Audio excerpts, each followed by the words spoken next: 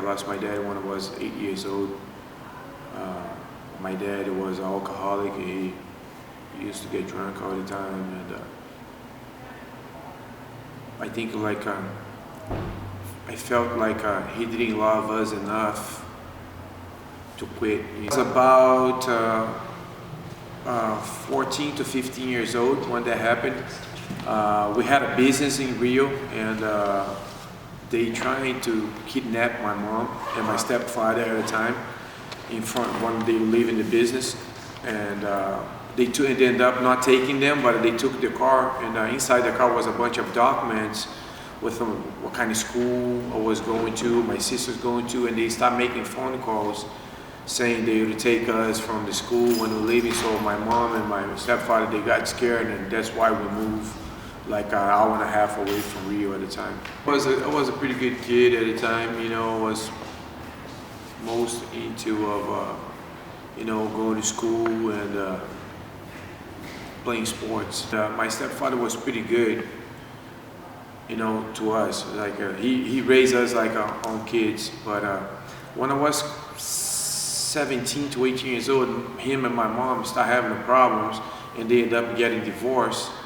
And I kind of felt the second loss. So then the first loss with the second loss all together kind of pushed me into wrong directions. And I had a lot of angry issues inside of me. And I ended up taking this in the wrong way. I had a lot of street fights and a lot of problems at a time. I did like judo, maybe like 7 to 9 years old, and then turned into karate after. And after that, I was always involved with some type of martial arts because parents think that's good for discipline at the time. And the fighting, I was learning a little bit of a technique here and there as a kid. And I did Muay Thai with, because my sister was dating this guy, Artur Mariano. Today he's the president of the Brazilian Muay Thai Federation. 13, 14, 15 years old at this time frame. When I was small, young, they too big, and they kind of beat me up, roughed me up a little bit, so I kind of end up not following through with the whole training protocol and the curriculum, but I learned a couple techniques, some stuff that he was teaching me, straight punches, keep your, left and right always straight, you're always gonna land before the curved punches and stuff like that. So that's technique that I end up using later on my street fights and stuff. But I learned how to be tough on the street. I didn't learn how to be tough on training. And I had this other friend that was training with him, and we ended in a barbecue, and he ended up choking me out. I was like, oh yeah, man, I think I'm gonna go, because if you're that small, like 160 pounds, and choke me out like this, and imagine me at 200, you know what I mean? I had a bad intentions when I went. The reason why I went, was to bad intention to be more dangerous than I was at the time. Like, it's funny. But as soon as we got into that, and we started going to Rio to train and stuff, and I see all these guys, at Carson, whatever, in the magazines and stuff, and I was like, man, Sleep Warrior, this Murilo, this is guy, and I was 17 years old, young, like I could not even be there, I just by seeing all these guys, and I see they training from far, they getting ready for tournaments and stuff, and all these magazines was coming out with them, talk about them on the covers and stuff. So man, this is pretty cool. I want to do that. One day I want to be a world champion. And so that switch from, so I don't want to go out no more. I don't want to drink no more. I don't want to smoke no more. Now I want to eat healthier. I want to train more. So then I started skipping class at school to go train jiu-jitsu. Instead of put my books or put my gi inside, to go be able to train more. And that's how everything changed. Since my first week that I trained jiu-jitsu, I completely fell in love with it. I was like, my God, man, this is so cool. I want to do this for the rest of my life. That was like passion right away. I don't know if you ever, maybe you even talk about like having love in the first sight. That wasn't what happened with me in jiu-jitsu. I was like, man, it felt really in love with the philosophy of the sport, you know, with the lifestyle, with the technique behind, you know. When you train in a school that has all these guys, you know, like Carson Grace had all these black belts competing and doing well.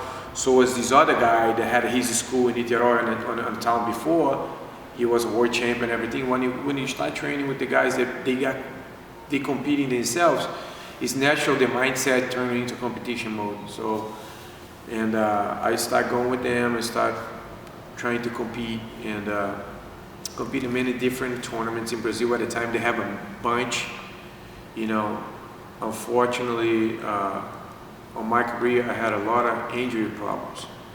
Every time I would go and do because the team was so big in Brazil that you had to go into the school and do a qualifier and you win that thing so you'd be able to represent the team on a tournament. But yeah, I compete a lot of tournaments, you know, like they have those, it's a kind of leagues in Brazil, which they have like that many tournaments through the year, so if you win a lot, then at the end of the year, you're the year champion and stuff like that. So I did a lot of tournaments like this. And in 1998, I got promoted purple belt that year, and I decided I want to do jiu-jitsu. Man, I want to do this. This is my life. This is my passion. I don't want to go to college. I was going to college for physical therapy. You know, I was moving back to Rio and stuff, but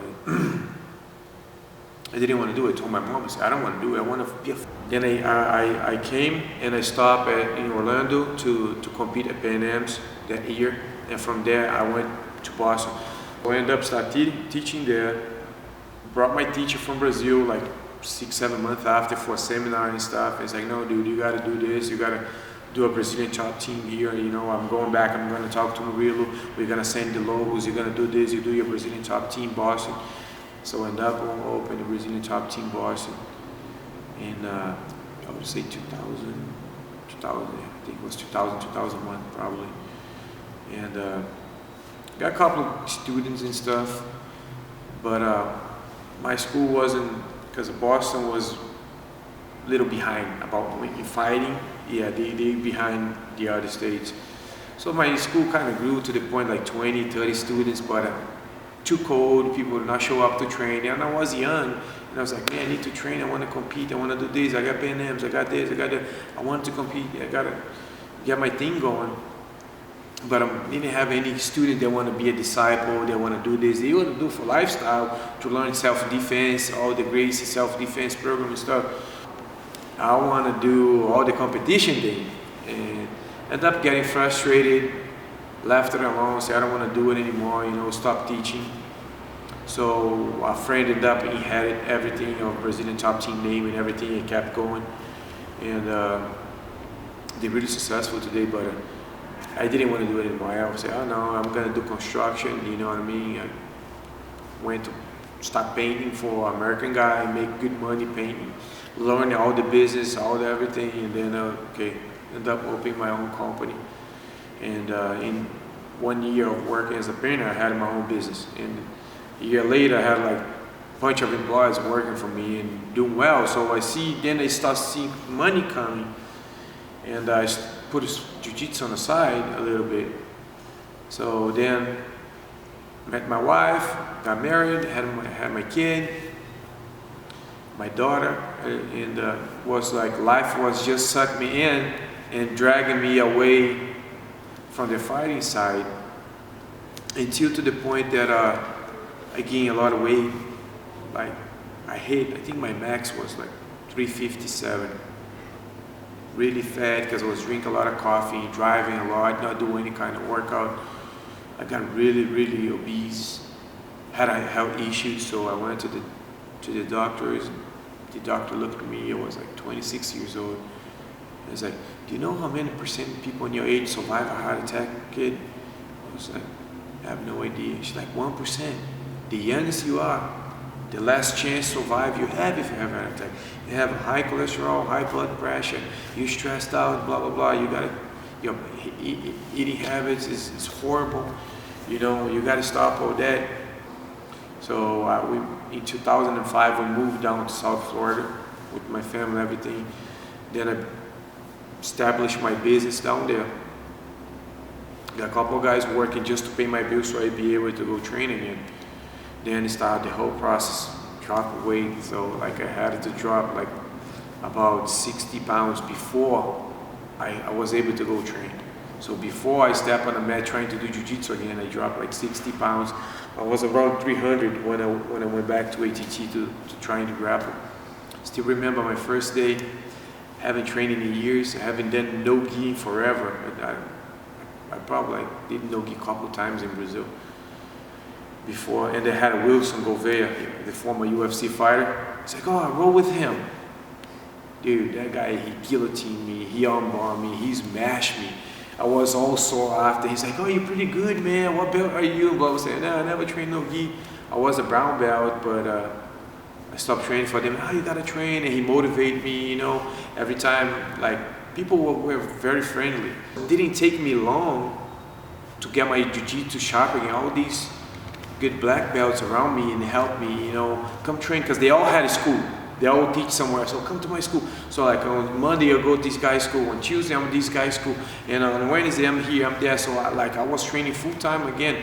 So like I would say like in 6 months, I had my brown belt level back on me that I lost in years I'm not training. 2006 I took third on Pan Ams. In 2007 I won everything. In 2007 I went that whole year without losing any match. So I did a bunch of matches, Pan Ams, gi and no gi. I did a bunch of like probably like 5 Nagas, bunch of grappling squats because it was big in Florida at the time, and was getting ready for the Worlds for the following year in 2008. I was already put my focus on that. Then I blew my knee. I blew my knee in the end of 2007, had a major knee surgery. It was ACL, PCL, MCL, and meniscus all one. So and there was a horrible time in my life, man. I was feeling so good and everything getting so hard. You know, you have your name mentioned as being the next one to take the next Worlds, and your heavyweight, ultra heavyweight brown belt division, and all of a sudden everything goes down. Like the doctor I had, the same doctor that does all the NBL, NFL players, and professional soccer players, they kind of told me I will never compete, I will never be able to do that again. He never, in 24 years of doing what he does, he never touched any knee so messed up as mine. Good physical therapy for like, I would say 90 days. And the guys that I was working with, it wasn't helping me at all. Like I wasn't seeing any improvement on my knee on inside the box treatment, you know. And I ended up hooking up with this other Brazilian guy from São Paulo. His name is Paulo Braga. He's an outstanding professional.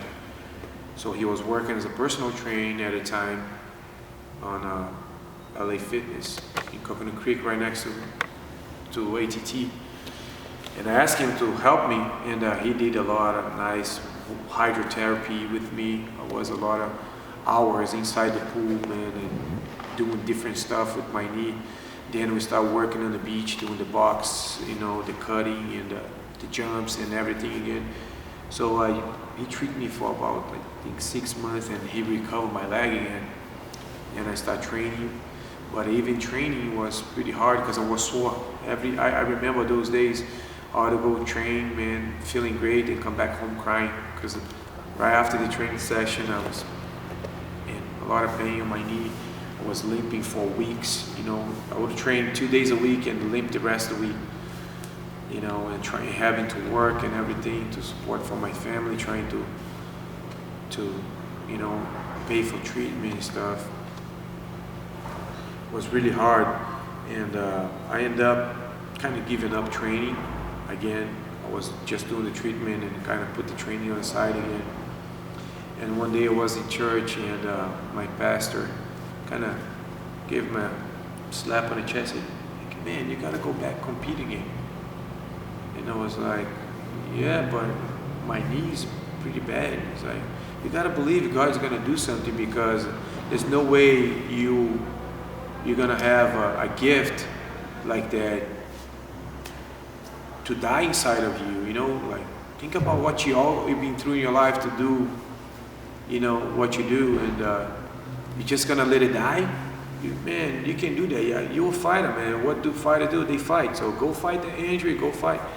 Then I go again and start everything again, training everything again. But at this time I had a different mentality, because like when he said that thing to me, like the fighter came out. You know, before I was a wounded, you know, fighter, like somebody that got shot. So this time that shot wasn't bothering me no more. Like the heart came out, like it stopped pumping, the blood. So I'm saying, man, I'm not gonna let this injury beat me. I'll figure it out. I'll change my game. I switch sides. Like, you know, that's the beauty about jiu-jitsu.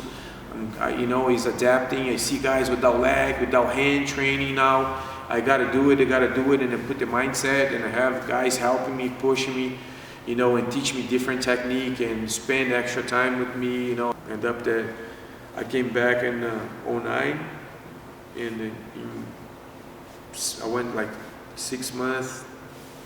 8 tournaments undefeated, like I won them all. And that's when I won my first world title. I won the world, you know, gi, my class weight, and the absolute as a brown belt. And Libor gave me my black belt on the end of the year. I had in Boston back in the days, they had these called pancration. Today they call pancration, but back in the days it was just open hands. So grappling, hit in the body, open hand in the face, and submission. So that was really common in Boston. So everybody fought a bunch of those fights, you know, and that's how I started to have feeling for. And but when I took the break, I ended up taking the break from everything, and start training ATT again. All UFC coming, whoever coming, this coming.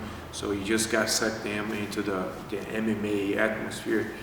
And all these friends was helping me to do my transition for MMA, training with all these guys, man. I was start learning how to train MMA. I was start learning how to, because it's a completely different sport. So I was a white belt, and I was going to practice and learning, actually getting better like I did with Jiu-jitsu in MMA.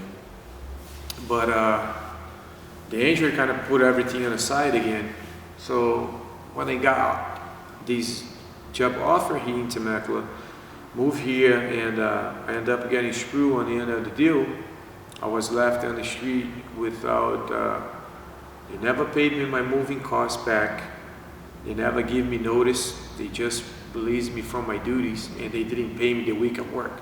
So basically I used my tax, and my wife's tax return, and the money we had saved to move the whole family here. And a month later, you're on the street without notice. I went around, dropped my resume in a small gyms around this town. And one of those gyms, they accept me there. So no, you can teach here. You know, I give you the 1 hour a night, blah, blah, blah. I give you some time to teach. You can bring some people. So I had at the time about 10, 11 followers that are from the other school that came with me, that we had another 3 new ones right away that we knew each other. And those guys, they kept me alive, because you know, 10 guys, 13 guys, they don't pay my bills, buying privates, donations to keep me on this area. And I hooked up with Fernando Gonzalez. He's the guy that trains the team class now, good friend of mine, that hooked me up with the fight and said, dude, I need to make some money. Can you help me? Can you help me get a fight? I didn't have a lot of experience anymore with strike. We trained for like 5 weeks, just hitting pads. I didn't spar one time. And I remember some of my friends asked me, I'm not gonna spar for this fight. I was like, dude, no. It's like, why not? I was like, because I don't wanna get hit and get scared about getting hit. You know, I don't think I can train myself to get hit. Either way, you have or you don't. I knew he was a brawler, you know, a street fighter. It was like, then I didn't go to Florida. I trained with my students here for that fight. And I ended up, I knocked him out in 9 seconds. 4 months later, and broke my hand. Had to pull out of the fight. Now, on that fight that I hit this guy on the top of his head, I ended up have a fracture on my hand, and I shear my knuckle in half. So I had to pull out of that fight. My true passion, it's jiu-jitsu. You know, I love the gi. I love the technique behind the Brazilian jiu-jitsu with the gi. That's my passion, and I believe there is always going to be. I think MMA is just of you know, is a natural, you know, thing to happen, because there's no money involved in jiu-jitsu. The reason I started fighting MMA, I was like, man, you start your MMA career at 34. I was like, yeah, I needed the money, and I need the exposure, you know. And to be honest with you, I want that feeling, you know, like, because I had a lot of people on my life, even my coach, saying, man, I think you're going to do better on this. So I had to try myself too, you know. It was like, I didn't blame that way, but inside of me, I always had like the question mark, you know. It's different because you can't get hurt. In jiu-jitsu, you know the guy is not going to strike you, not going to elbow you. Yeah, you might be choked out, or submit a lock or whatever, but when you have a competitor mind, it doesn't matter. You're there to compete. So it's about win, lose, or draw. It's not about getting hit. Being a fighter is a lot of responsibility, you know, because of it's hard. I didn't have a good one, so I try to be the, you know, the best fighter as I can be. You know, for my kids, you know, I mean, the reason I keep fighting and keep doing all I do is got home from the Worlds, I lost the Worlds. My son came to me and asked, Dad, did you fight? I was like, yeah, Dad fought. And I was like, Dad lost. Dad took second place, and then showed him the medal. And he looked at me and he's like, it's okay, Daddy, next one you try to be the first, okay? And I was like, yeah, he understands the principle better than I do. He all sore because I lost, and that's the sportsmanship right there. You know, he just taught me a lesson. And like that kind of love is the one that keeps pushing me, you know. And that's the reason I fight. That's the reason I put myself on the cage, so I can give them a better life. I think my son he looked at me the other day, he kissed me, and I took him in the bag. He's like, Daddy, you know, like this kid has this friend, this kid has this friend, but I want you to let you know, like, you're always going to be my best friend. You know, I love you, and kiss me, like, man, you break my heart doing that kind of thing. You can't do that to Daddy, you know, Daddy, you're going to make Daddy cry, man. And he's like, oh, yeah, you're my best friend, you know. And he always, since he was little, running around, they used to put him on the stroller right next to the mat and go train. He used to stay quiet watching me. And after I would let him go run around ATT, he would go all these fights. Hey, you want to fight? You want to fight? And I mean, like all these guys, Thiago, whatever, who's that training, put gloves on him and he wants to fight because the daddy's a fighter, you know. And that's what I'm trying to be for my kids, you know, somebody that did like the best for them, you know. Even if I don't make it, you know, like, I want them to know that I try my best to make it.